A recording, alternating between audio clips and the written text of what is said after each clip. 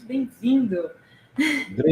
Dri, Renato, vocês sabiam que eu estou aqui numa audiência e estou aqui, o senhor está para me ouvir agora, me esperando para falar com vocês, porque é uma loucura grande essa minha agenda, né? Cheguei de madrugada de Brasília, mas estou à disposição com vocês, para meio minuto de prosa.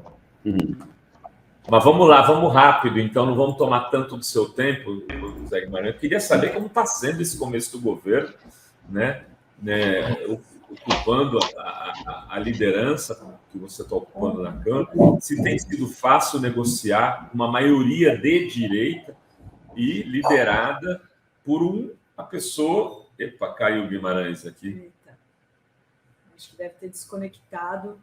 Vamos ver se ele consegue...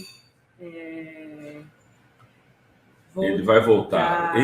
Voltou. Esse deu, pronto.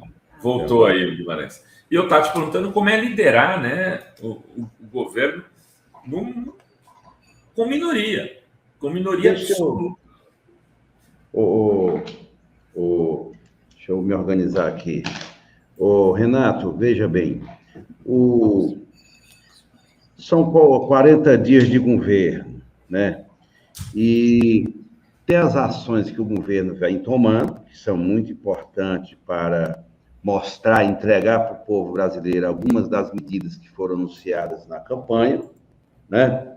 E, pelo menos, eu citaria algumas que são fundamentais, que estão repercutindo dentro do Congresso, ajuda a construção da base, dado o compromisso dos parlamentares com essa questão. O governo vai está retomando as obras paradas na educação, na obra rodoviária, e um programa muito importante que é o Minha Casa e Minha Vida, que está sendo retomado, foi lançado anteontem na Bahia. O governo vai construir 2 milhões de moradias nesses próximos anos, até 2026. E, ao lado disso, vai anunciar 3 medidas pós-carnaval que são essenciais. O reajuste, a política de reajuste do salário mínimo, a isenção para o imposto de renda, ampliar o teto, e a questão desse programa do Desenrola, que é a forma de garantir imprensa de dezenas de milhares, em torno de 70 milhões de brasileiros e brasileiras que estão com seu nome no cadastro negativo. Isso tudo vem ajudando o governo a formatar a sua base. Até agora, as coisas têm caminhado bem. Nós aprovamos aquela PEC, o balanço que eu faço, a PEC do Bolsa Família da transição, que foi, sem essa PEC, o governo estava paralisado, dado o rombo que o governo anterior deixou, o desmonte que ele fez dos ministérios e, principalmente, o que gastou 300 bi para tentar a reeleição, deixou praticamente tudo desestruturado e parado. Sem a PEC, nós não tínhamos como lançar o Minha Casa e Minha Vida, iniciar a campanha retomar essa campanha de imunização, zerar a fila de cirurgias, das cirurgias eletivas, lançar o Minha Casa e Minha Vida, o Bolsa Família, que vai ser incorporado 150 por criança. Então, esses programas todos, nós devemos muito ao que nós fizemos na aprovação da PEC. Segundo, a eleição das duas casas. A eleição das duas casas, elas foram fundamentais para garantir estabilidade. Nós não tínhamos como lançar candidato, por conta, nós não íamos construir uma derrota que seria muito danosa para o início da estabilidade da relação com a aliança. Deu certo e agora nós estamos construindo a base. Hoje nós temos a base, além dos PT, PCdoB e PSB, que é a base original que vem da campanha da federação, PCdoB, PV, PCdoB, nós temos o Avante, nós temos o Patriota, nós temos o Podemos, nós temos a cidadania está conversando bastante conosco, nós estamos conversando até com o PSDB, e temos MDB, PSD e União Brasil também, né? Que são partidos mais de centro que podem consolidar a nossa base. Vai chegar o momento que nós vamos testar no painel. As pessoas ficam me perguntando lá na minha condição de líder, quantos votos o governo tem? Eu não vou contar voto. Vai chegar uma hora que nós vamos ver o painel. O painel é a melhor forma de testar o quórum para as votações importantes do governo. E nós vamos testar o COR agora no CARF, que é a reformulação do voto de qualidade nesse Conselho administrativo dos recursos fiscais que nós vamos ter que tratar agora. Nós já começamos a tratar com o ministro Haddad. Então, Adri e Renato, é um esforço grande. A maioria do Congresso não votou em nós, mas nós estamos tendo muita paciência, porque o governo precisa de duas coisas: governabilidade, peso social, entrega de ações para o povo, como essas que eu já mencionei, e, evidentemente, a questão da base institucional. Ninguém governa o presidencialismo de coalizão, já que nós não temos maioria na Câmara, nós precisamos desses partidos, e esse é o esforço que está sendo feito.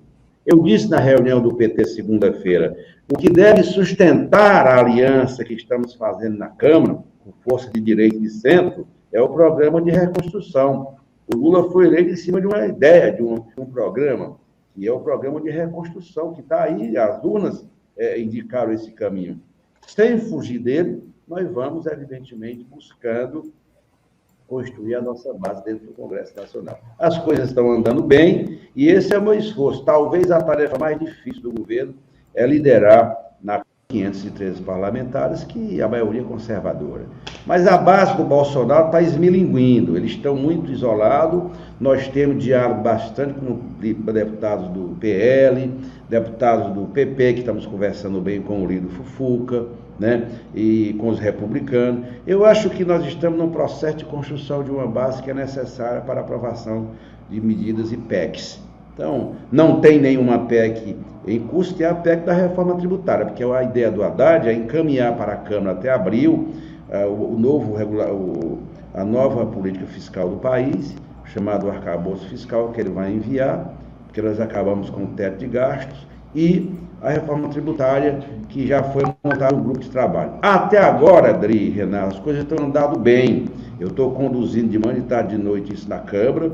Não há sobre paciência, muito diálogo e sabedoria para compor um campo que dê governabilidade ao presidente Lula para ele tomar as medidas que estão no programa de reconstrução e transformação do país. Muito bem. E tem... Eu estava lendo aqui que que o Arthur Lira queria pautar uma questão das regras de convivência aí na Câmara, punir os deputados que agredirem, fizerem um discurso de ódio, porque a gente viu na própria eleição do Arthur Lira os deputados bolsonaristas causando aí na Câmara e tal. Você acha que é possível melhorar essa questão do discurso de ódio aí dentro na Câmara, né, com essa ideia de fechar o cerco, punir os deputados que agredirem, que é uma prática dos bolsonaristas, né? Vejam, antes dessa questão que o Arthur Lira colocou, nós temos um problema que precisa ser enfrentado com toda a grandeza, o que significou os atos terroristas do dia 8. E se tiver, a justiça está investigando os que praticaram, os que depredaram, os que organizaram, os que bancaram financeiramente, e as informações que temos, isso a justiça quem vai determinar, a investigação por parte da Polícia Federal, se tem ou não parlamentares envolvidos nisso. O que a mídia está divulgando é que sim, nós temos que ser muito duros. Eu sou defensor da tese anistia de jeito nenhum, porque eles praticaram atos que ameaçaram e ameaçam a democracia, além da violência que foi feita contra os 3 principais símbolos da democracia e do funcionamento das instituições da República, o Congresso, o Palácio do Planalto e o Supremo. Portanto, em primeiro lugar, quem participou tem que ser punido com base no rigor da lei. Eu ouvi discursos semana, ontem, lá na Câmara, alguns deles falando o seguinte, que as pessoas que estão presas, que coitadinhas, que estão passando frio, que estão sem comida, que a alimentação é muito ruim e tal. Eles devem, e que muitos estão lá inocentemente, que não organizaram. É claro, depois do que eles fizeram, tal do acampamento, a depredação que fizeram, Isso tudo não pode ter dó e piedade, na minha percepção. Todos precisam ser rigorosamente punidos. Portanto, eu defendo que não tem que ter anistia coisa nenhuma. Segundo, há que se ter um comportamento minimamente respeitoso na geração dos conflitos da política. Vamos estabelecer regras, porque hoje, na Câmara, a pessoa sobe lá e diz que o fulano é ladrão. Enfim, fica por isso mesmo, isso é decoro, isso não pode, tem que apresentar provas. Então, nós vamos ter que inibir isso. E tem que botar logo uns 3 no Conselho de Ética para caçá-los, que aí sim, puni-los, aí a coisa se normaliza, porque do jeito que está, não dá. Tem um grupo de parlamentares que desrespeitam o regimento, desrespeitam os parlamentares, porque, o Renato e Idri, os nossos ouvintes aí, eu gostando ou não, quem foi eleito representa parte da sociedade. O voto é soberano. As pessoas que foram eleitas precisam saber disso. Todo mundo, eu nunca esqueço, quando você vai tomar posse, você levanta essa mão direita e diz assim: prometo defender a Constituição, as leis do país, a convivência democrática, o respeito, não sei o quê. Todo mundo faz esse juramento. Não serve para nada para alguns, porque tem um grupo de deputados lá que não tem qualquer compromisso com a Constituição e nem com a democracia. Portanto, isso tem que ser regrado, tem que ter uma regra que puna, que iniba essa conduta delituosa que muitos praticam dentro do parlamento. Logo ali, aquele parlamento, aquele plenário Ulisses Guimarães, já foi palco de grandes debates nacionais. Você já foi parlamentar ali dentro, Fernando Henrique Cardoso, José Genuíno, José Disseu, Luiz Inácio da Silva, e o próprio Ulisses Guimarães, Mário Covas, o Fiuza do DEM, parlamentares do campo da esquerda, do centro e da direita, que prezavam muito aquilo ali. Né? Aquilo ali tem que ter uma conduta compatível com o funcionamento e com o decoro parlamentar. E o negócio foi se nivelando. Acho que está uma zona ali, e nós não podemos pactuar com isso. Eu sou da tese que tem que ter regras duras e claras. Quem feriu o decoro, e isso é a falta de decoro, temos que levar para o Conselho de Ética. Eu tenho uma questão que está tocando muito a militância aqui, muita gente tem falado nesses últimos dias, que foi a foto do Quaquá, do Washington Quaquá, com o general Pazuello. Aí estou falando de uma pessoa que foi responsabilizada pelo PT e por muitos dos seus dirigentes como genocida na crise da saúde, do Covid ali. Como é que se lida com esse tipo de questão, deputado? Veja bem, o deputado tem o direito de andar, né, falar, ser fotografado com quem ele quiser. É um direito dele. É um direito do Quaquá tirar foto com quem ele quiser. Eu não tiraria, mas isso não pode ser objeto de punição. Não. Porque o Pazuello é o símbolo da antivida. Foi ele que patrocinou tudo que o Brasil assistiu nessa Covid, o general Pazuello. É claro que hoje ele é deputado federal, os cariocas o elegeram, mas eu não tiraria. Eu acho que eu desviaria. Quando eu não quero bater, quando eu vejo, porque, assim, repetindo, viu, Renato, é um direito dele, nem acho que o PT deva punir por conta disso. Tem problema. Agora, do ponto de vista da imagem, do que representa Pazuello, do ponto de vista político, se eu encontrasse ele no aeroporto, em qualquer lugar, eu desviava. Não ia falar, porque ele, para mim, é o símbolo mais erudito, digamos assim, do que foi esse governo no tratamento da Covid. Eu não tiraria a foto, enfim, não sei por quais razões ele tirou, enfim, mas eu não tiraria. Estou dizendo um comportamento que como eu encontrei, tantas vezes eu encontrava na época da luta pela anistia, dar direto, eu encontrava o general para cá e para lá, e eu nunca me encostei para tirar foto.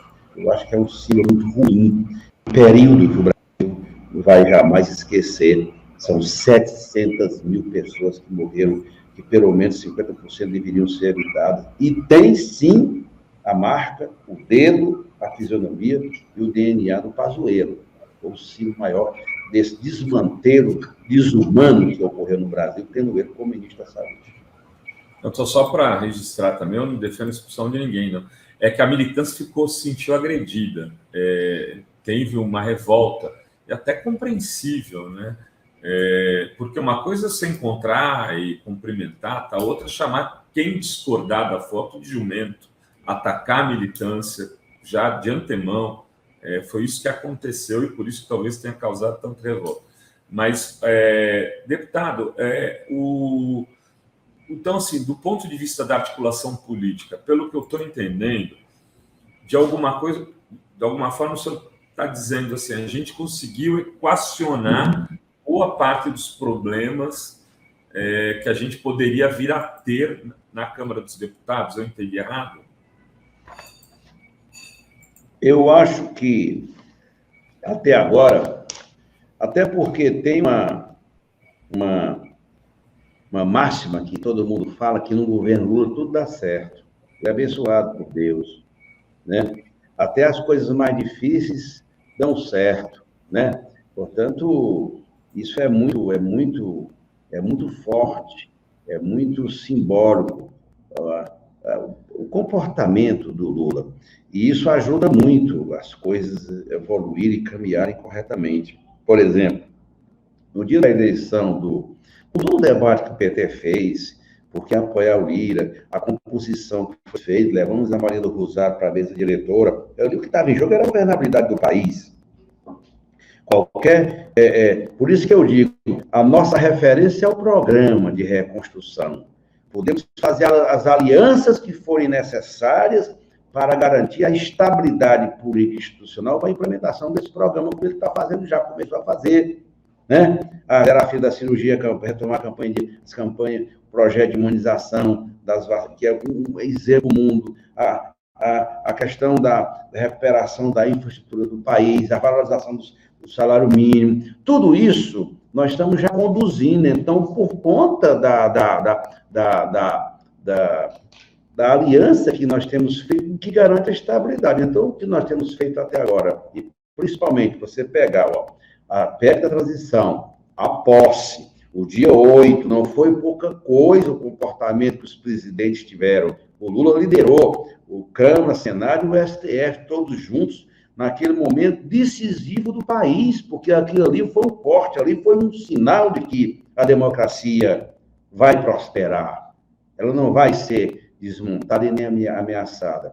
E agora, com a eleição da Câmara e do Senado, a composição das lideranças. No dia que o presidente foi eleito, o Arthur Lira, eu estava acompanhando a eleição, negociando tudo, na mesma hora o Lula ligou para nós, ligou para ele, e depois ligou para mim para parabenizar. E no outro dia me chamou lá com os vice-líderes para recebê-lo. Depois fez a reunião com os líderes.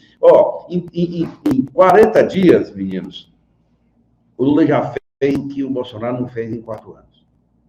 Reuniu os governadores todos para discutir as prioridades dos estados de reforma tributária.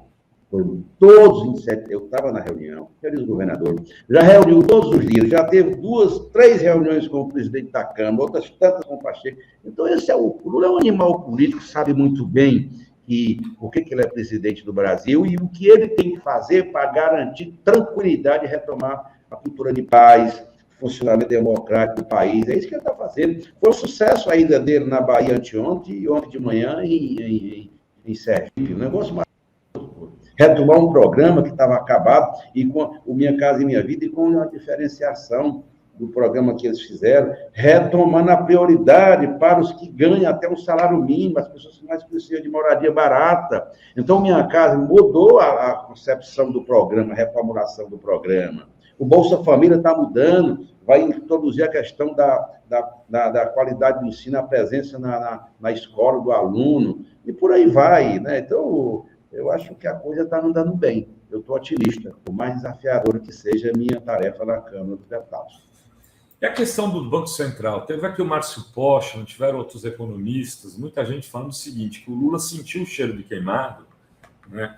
Porque a economia pode, se a taxa de juros continuar alta assim, e a meta inflacionária for para 3,5%, o Brasil tende a não crescer, ele não entregar aquele crescimento econômico que ele prometeu na campanha e que o povo espera dele, porque ele fez acontecer quando foi presidente da República, no primeiro e no segundo mandato. Né? Agora, o Lira já deu a entender que não existe espaço para discutir a autonomia do Banco Central e como vocês vão resolver isso politicamente dentro da Câmara. Tem espaço para alguma alternativa, Zé, que você possa ter? Veja bem, eu vou inverter, Renato, a conversa. Não tem que começar pela discussão da autonomia agora ou não. Tem que começar pela discussão das taxas de juros. É incompatível com o programa de reconstrução que foi eleito, taxa de juros a 13,75% com juros reais de 8%. Não é possível. Com a inflação dando tendência de queda, com o controle da inflação, porque o argumento que o presidente do Banco Central fala para levar as taxas de juros, ou pelo menos mantê-la, é porque é para não ter inflação. Não tem ameaça. Não tem ameaça.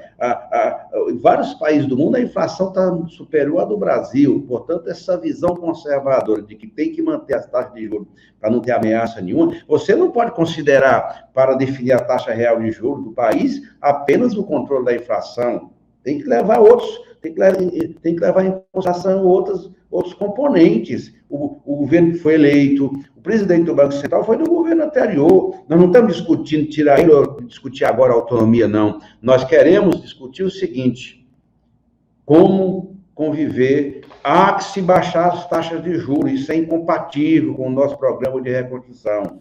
E o presidente do Banco Central tem que conversar com o Congresso. É isso que nós estamos discutindo. O Lula deu a senha. Não é para criar crise.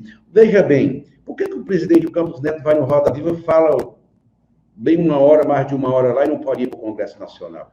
Que história é essa? É proibido discutir o tema? É um negócio impressionante. Criaram os tabus no Brasil que ninguém pode discutir. Tem que discutir, sim. Ele tem que ir no Congresso discutir. É o parlamento. Ora, se os ministros são convocados e convidados para irem ao Congresso, por que o presidente do Banco Central não pode ir? Não tem...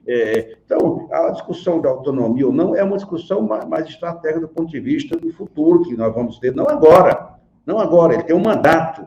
O governo do Lula respeita muito os contratos, enfim. Agora, não é compatível essas taxas de juros com o projeto de desenvolvimento que o país está vivendo, que é o programa de reconstrução do país, porque eles falam assim, a inflação corrói o bolso. Cara, é evidente, mas não tem ameaça da inflação. Segundo, quanto mais altas as taxas de juros, menos investimento privado tem no país, porque os rentistas recorrem ao mecanismo da compra de títulos do governo, do país, da União, para não investir, porque tem renda segurada, não tem risco nenhum. Portanto, só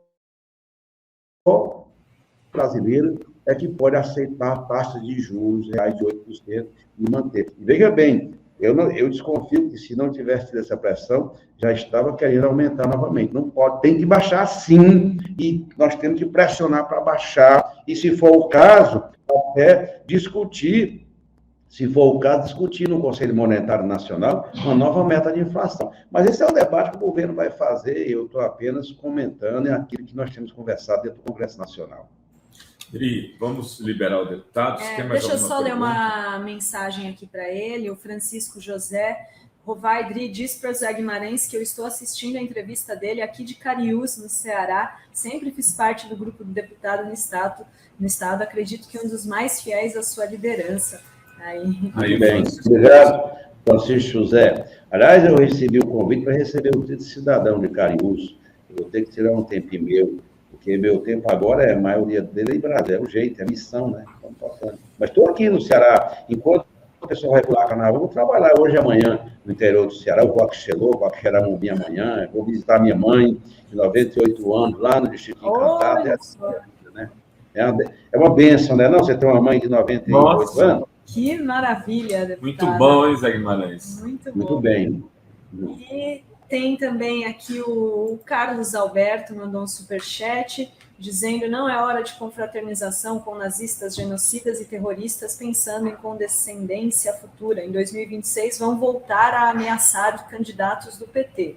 Fora os covardes. Obrigada, Carlos. E o João Pedro está aqui, Rovai, para dar um beijo. Então, subiu o João Pedro, ele vai dar um beijo, mas eu vou liberar o Zé Guimarães. Isso, E aí vai ele lá, conta a quiser, novidade dele. agenda cheia, né, Zé? Muito obrigado, viu, Adri? Muito obrigado, viu, Renato? João Pedro, um abraço para você também, tá bom? Bom Natal para vocês, boa luta, e vamos reconstruir o Brasil. Um abraço grande. Beijo, Muito obrigada, deputado. Tudo bom aí? Obrigado.